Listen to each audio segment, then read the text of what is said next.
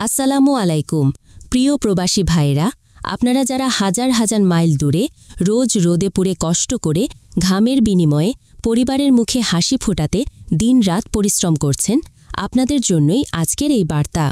আপনাদের কাছে সঠিক ও নির্ভরযোগ্য খবর পৌঁছে দেওয়ার জন্যই আমাদের এই চ্যানেলটি। তাই পাশে থাকুন, আমাদের চ্যানেলটি সাবস্ক্রাইব করে আমাদের সঙ্গেই থাকুন সবসময়। নতুন ভিসা বন্ধ, তবে আশার আলো নিভে যায়নি। যখন আমি প্রথম জানাই যে নতুন কোনো সৌদি ভিসা তোলা যাচ্ছে না, তখন অনেকেই মন্তব্য করেছিলেন, ভাই, সৌদি সরকার তো কোনো অফিসিয়াল ঘোষণা দেয়নি, তাহলে আপনি কিভাবে বলছেন? প্রিয় ভাইরা, আমি আগেই বলেছিলাম এটি হয়তো সাময়িক কোনো টেকনিক্যাল সমস্যা, কিংবা হয়তো সৌদি সরকার কিছু সময়ের জন্য নির্ধারিত দেশগুলো থেকে ভিসা ইস্যু বন্ধ রেখেছে।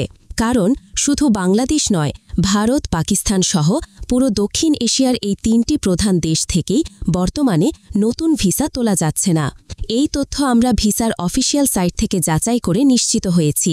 কোনো একক দেশকে টার্গেট করে নয়, বরং সার্বিকভাবে এই তিনটি দেশের নামই ভিসা সাইটে দেখা যাচ্ছে না। তাই আপনি যদি নতুন ভিসা তুলতে চান, এখনই সেটি সম্ভব নয়।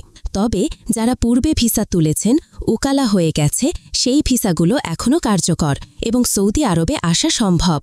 এই সমস্যাটি স্থায়ী নয়, বরং আমরা প্রায় নিশ্চিত এটি সাময়িক।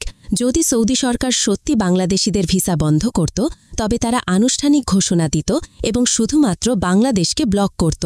সেটা হয়নি, তাই এখনই হতাশ হবার কিছু নেই। এর মাঝেই সৌদি সরকার আমাদের জন্য এক ছোট্ট খুশির বার্তা দিয়েছে। ঈদুল আজহা উপলক্ষে 4 দিনের ছুটির ঘোষণা এসেছে। শ্রম আইনের একটি নির্দিষ্ট আর্টিকেল অনুযায়ী প্রতিটি কোম্পানিকে এই ছুটি দিতে বলা হয়েছে।